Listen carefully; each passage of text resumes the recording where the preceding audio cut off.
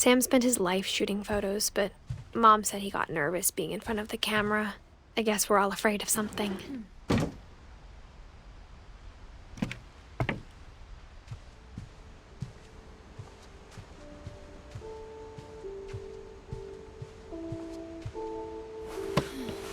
After Sam died, my mom and Edie got really close. They'd both lost a lot.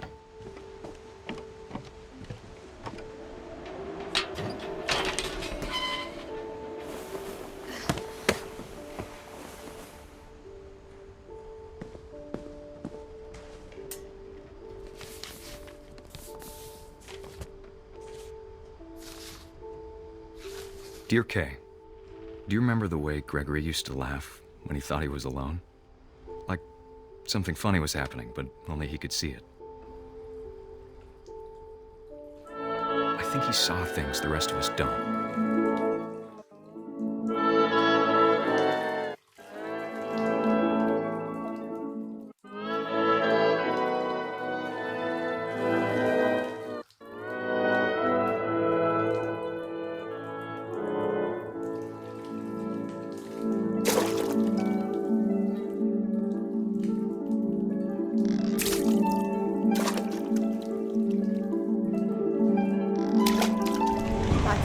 Gregory, it's time to...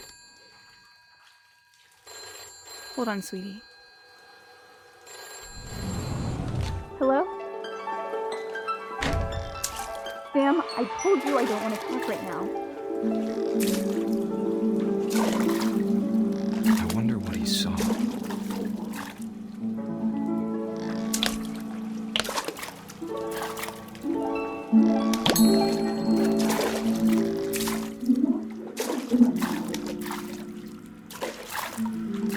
What his world was like. He reminded me so much of Calvin. Lost in his imagination. Whatever it was, he saw.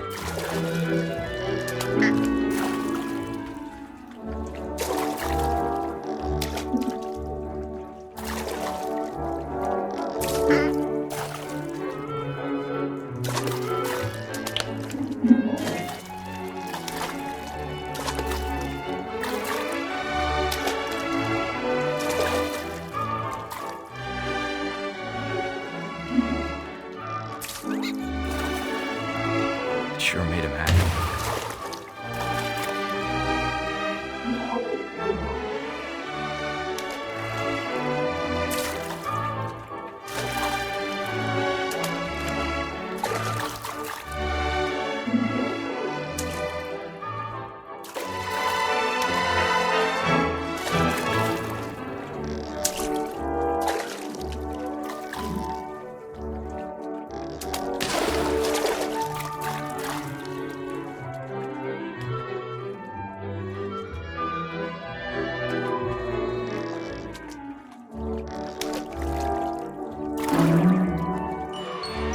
Sad it sounds.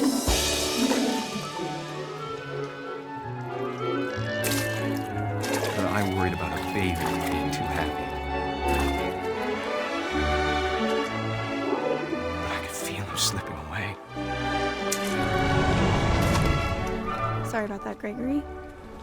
I know you did everything you could. Maybe if I hadn't called that night. Damn it. Hold on, I don't want Gregory to hear this. I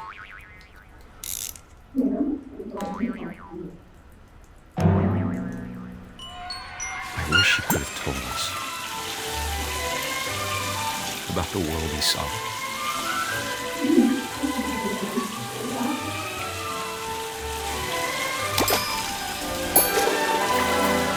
There's so much I don't understand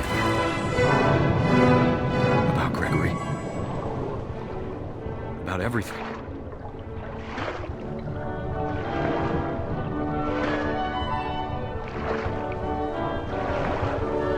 But I know what happened wasn't your fault.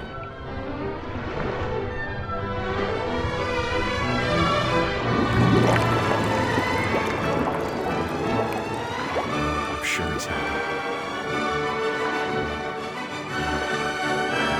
I want you to be happy too. Good luck, Kay. Love, Sam.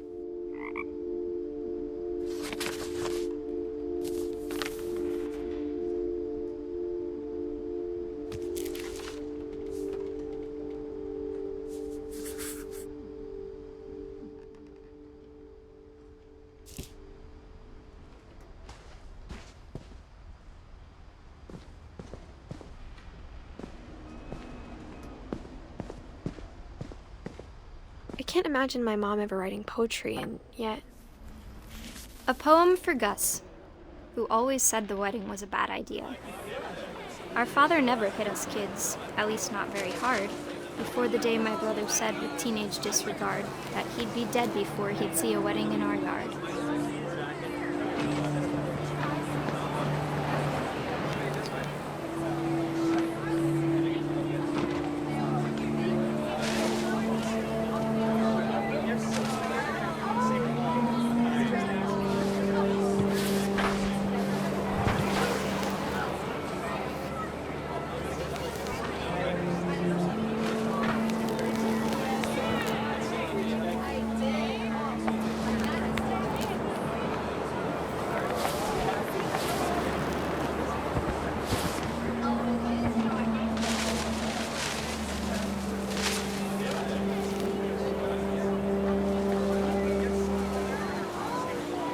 My father made him come, of course, but Gus stood far apart, just flew his kite and bottled up the storm inside his heart.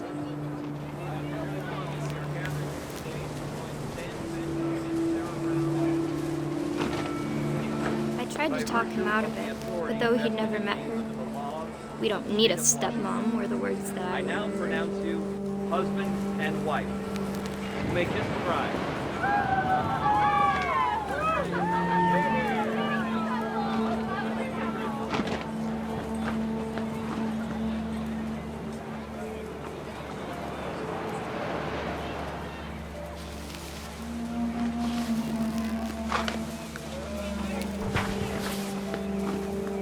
When the time for photos came, Dad ordered him to Come here. But Gus declined, and as a sign held up his middle finger.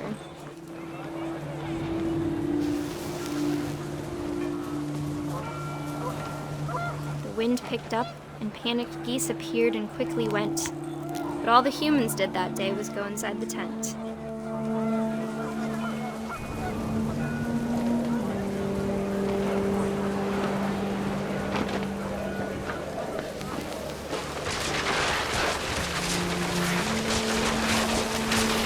The rain came down in buckets then, but no one seemed afraid that nature might destroy the tent our dad had crudely made.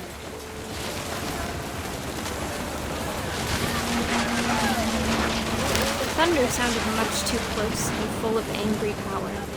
But all my father said to this was, "Make the music louder."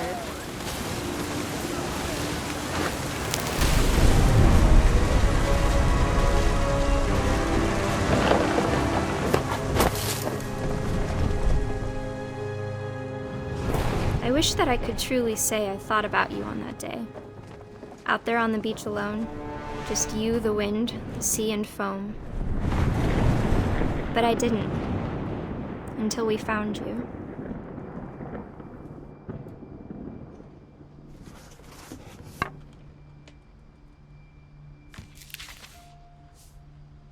She never talked about him, but Mom told me once if I was a boy, they were going to name me Gus.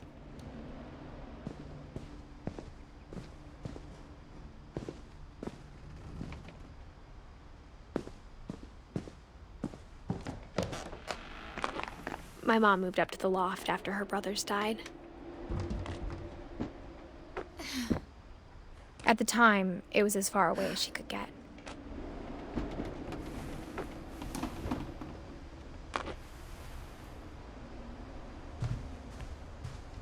She spent a summer building houses in Calcutta, where she met my dad. My mom moved to India a week after graduation and got a job teaching English. Louis was born a year later. When my dad died, I don't think Mom knew where else to go. I'm sure Edie was happy to have her back. The house had to get a little bigger, but Edie was used to that. And for a while, things were good. Almost normal. But it didn't last. The beginning of the end was Milton's 10th birthday, when Edie gave him a castle.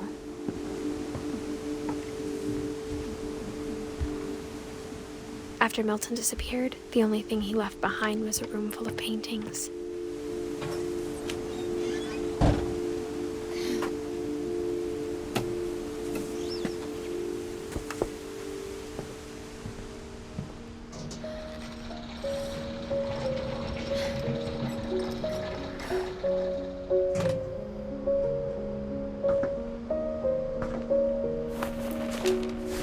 Milton Finch in The Magic Paintbrush.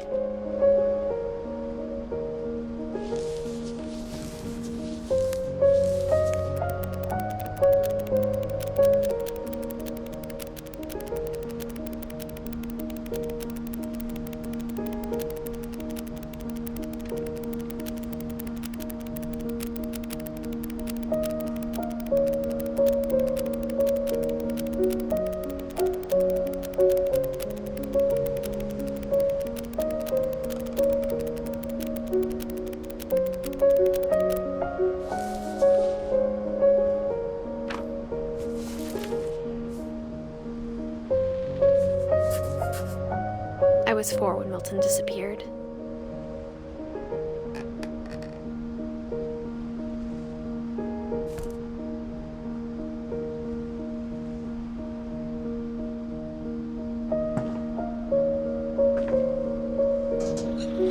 Mom spent months searching for my brother. Then she sealed the doors.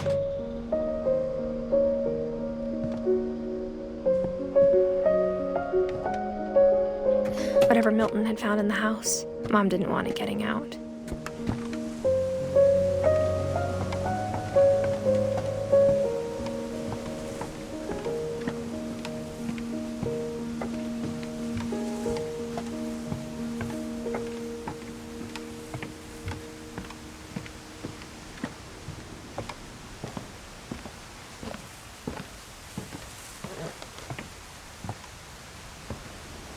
Mom definitely blamed Edie, but I think Lewis blamed himself. After he graduated, he just spent more and more time in his room, until Mom got him a job at the cannery.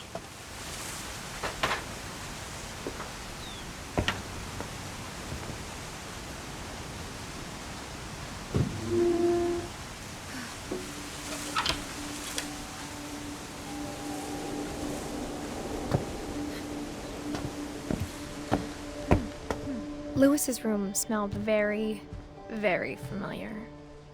That part of him lived on.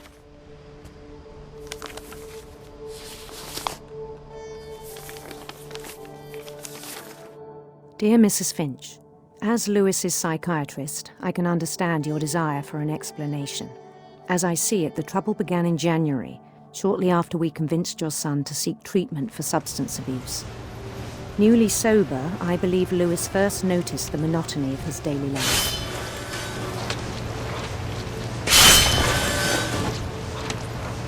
He kept working at the cannery, but he withdrew part of himself. In our sessions, I saw the same behavior. His mind began to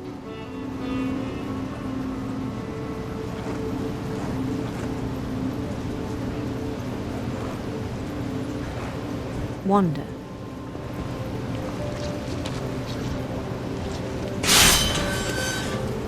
I asked him to describe it. He said he started small, imagining a labyrinth. He'd feel his way about. Then something moved. Bats and toads.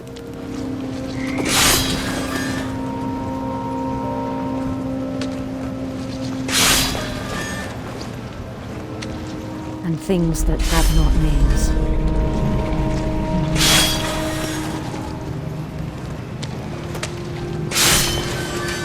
He knew it was all in his head.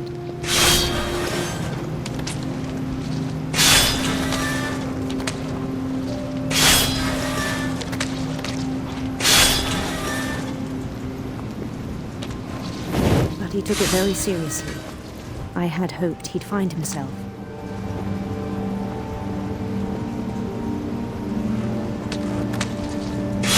But he found something more.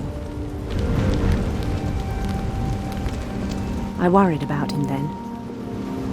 Daydreaming at the cannery. I spoke with his boss. But he said Lewis had become a model employee. Methodical, tireless, focused. Like a whole new Lewis. So I let him go on.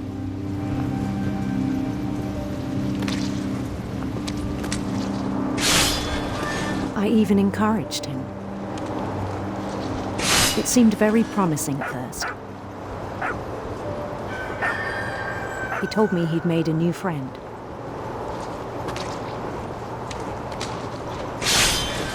On the edge of a city he named Lewis Topia.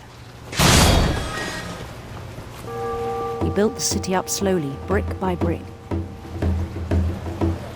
Then he made musicians.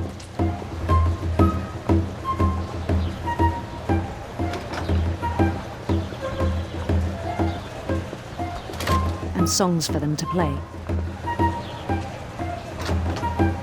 He talked about starting a band. And he was always humming something. Every day his imagination grew stronger.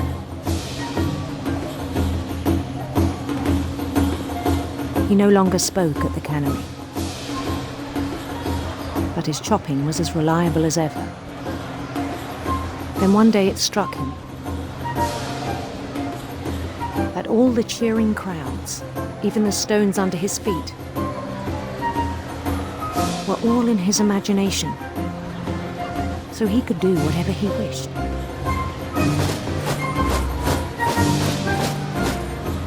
He held an election for mayor. And he won. They begged him to stay, but his mind was already wandering. It became a game for him.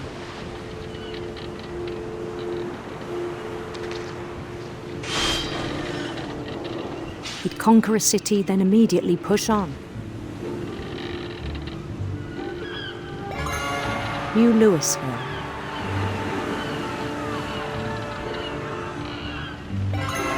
St. Louis.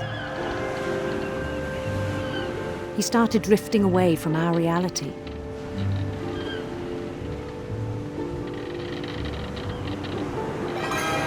Minneapolis, until one day he forgot to go home from the cannery. Even as his mother pleaded with him, part of Lewis kept sailing on.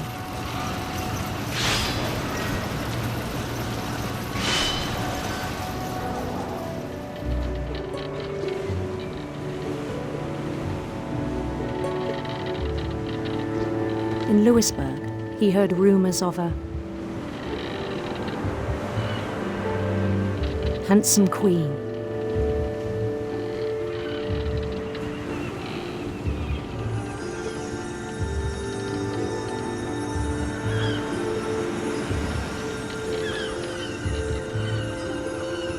The queen was on her own quest for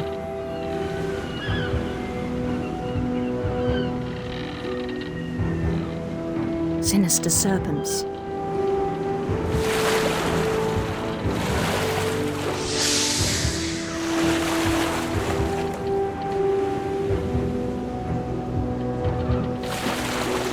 He followed the sound of her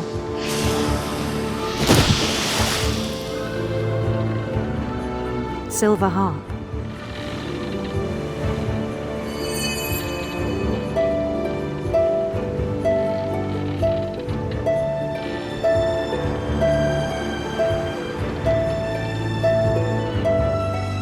His chase led him to a golden palace east of the sun and west of the moon. Even then, his logic remained sound. He knew the world was all in his imagination.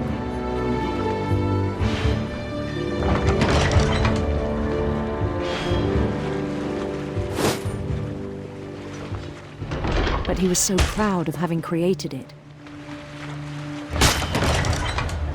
In his own eyes, he'd become something greater than a king.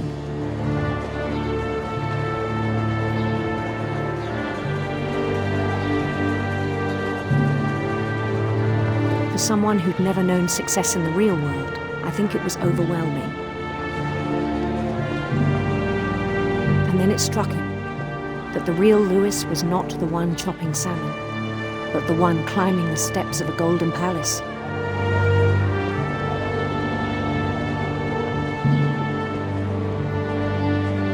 My imagination is as real as my body, he told me. It was hard to argue with him.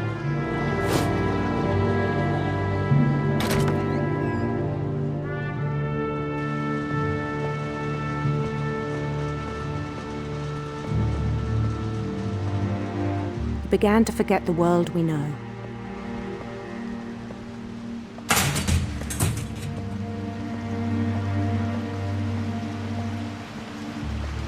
I think it pained him to remember Lewis, the cannery worker.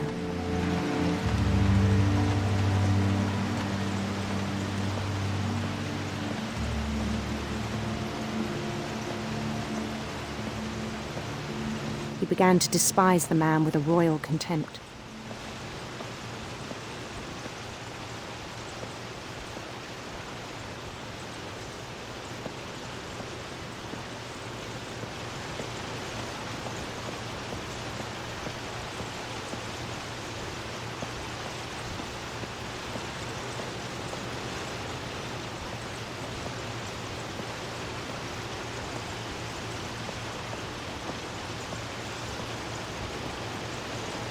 I still thought I could save him.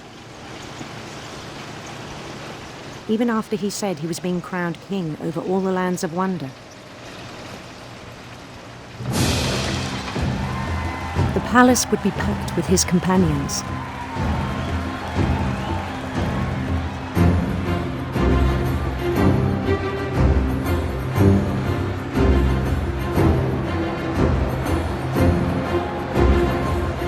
Including the wise Calico who'd insisted on inviting him.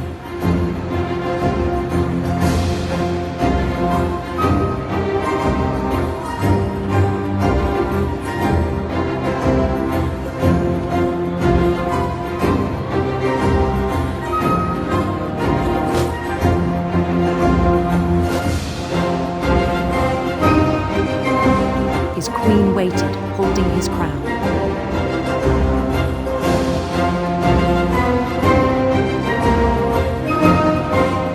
There was only one thing left to do.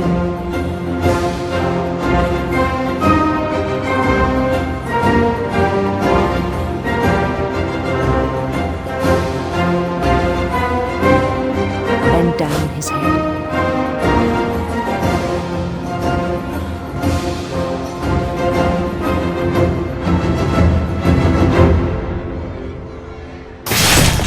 And the rest I think you know.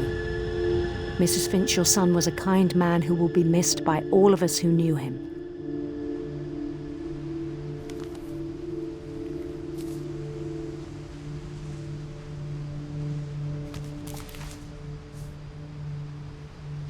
My brother was really cool.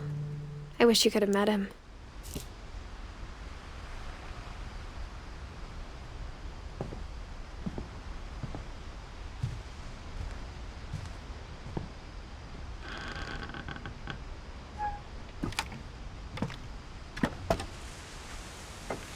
On the way back from Lewis's funeral, my mom told me to start packing. She waited until the day before we left to tell Edie. I'm not sure if she wanted to make it easier or harder. I wish we'd stayed. But I understand why we left.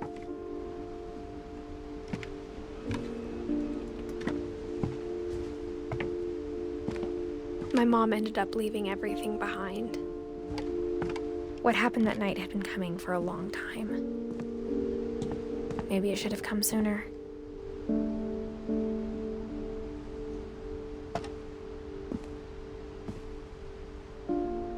But it had to end one way or another. All that's left now is to tell you about that last night.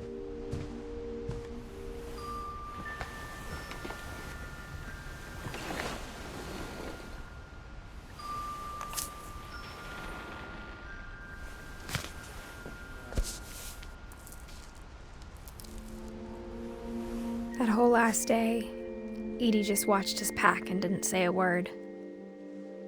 Until supper, when she raised her glass and said, "To our final night together, and all our final nights apart." Grandma, you know what I said about alcohol.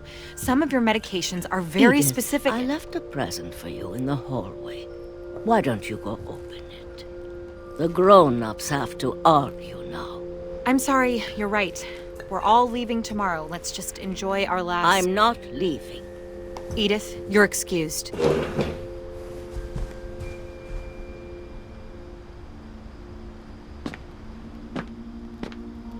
The power had been shut off that morning, but Edie always had plenty of candles. When my mom sealed the library, I don't think she knew about the other entrance, or that Edie had a key to it.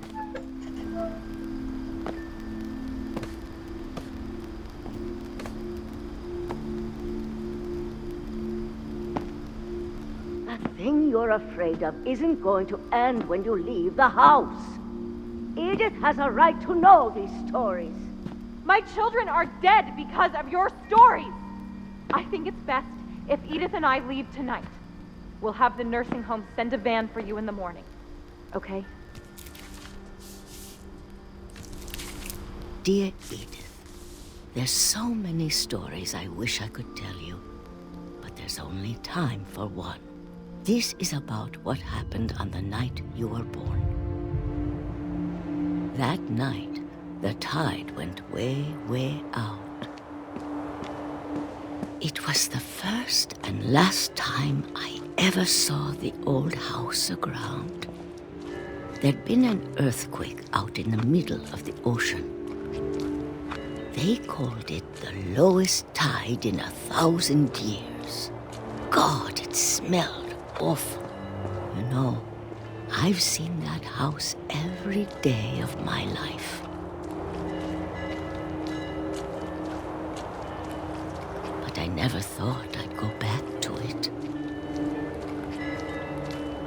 When the fog rolled in, I lost my way.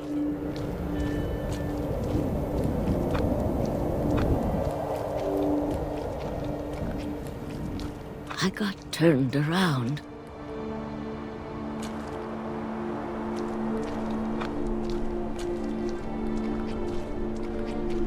I started seeing things.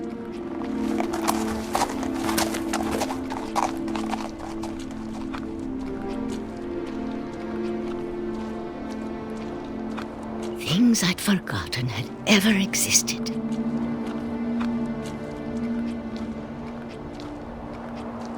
But when I saw them, they felt like old friends. That night, a lot of things came back to me. Or maybe I came back to them.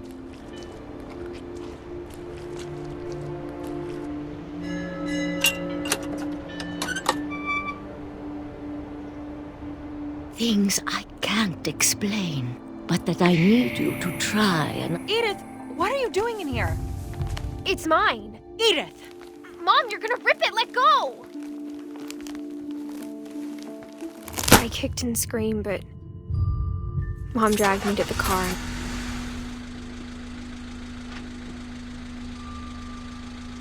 I never saw Great-Grandma Edie again.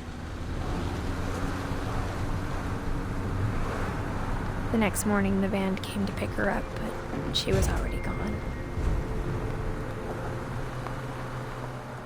After that, we moved around a lot.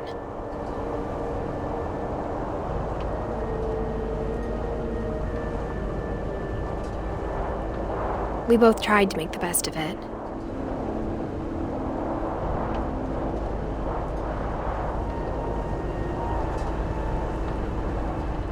A few years went by.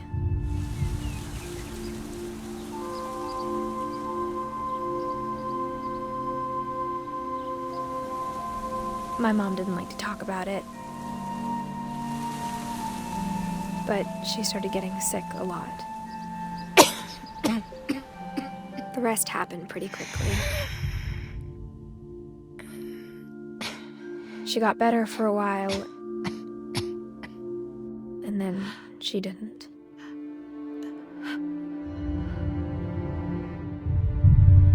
And then I was alone.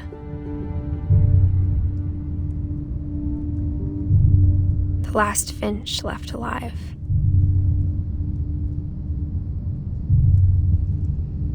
Until I found out about you. I'm still not sure what to tell you about all this. If we lived forever, maybe we'd have time to understand things. But as it is, I think the best we can do is try to open our eyes. And appreciate how strange and brief all of this is. This journal was supposed to be for you. But now I hope you'll never see it. I just want to meet you and tell you all these stories myself.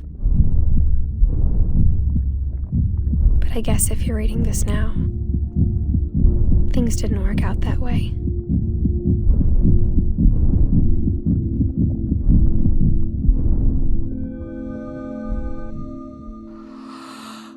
This is where your story begins. I'm sorry I won't be there to see it. It's a lot to ask, but I don't want you to be sad that I'm gone. I want you to be amazed that any of us ever had a chance to be here at all. Good luck.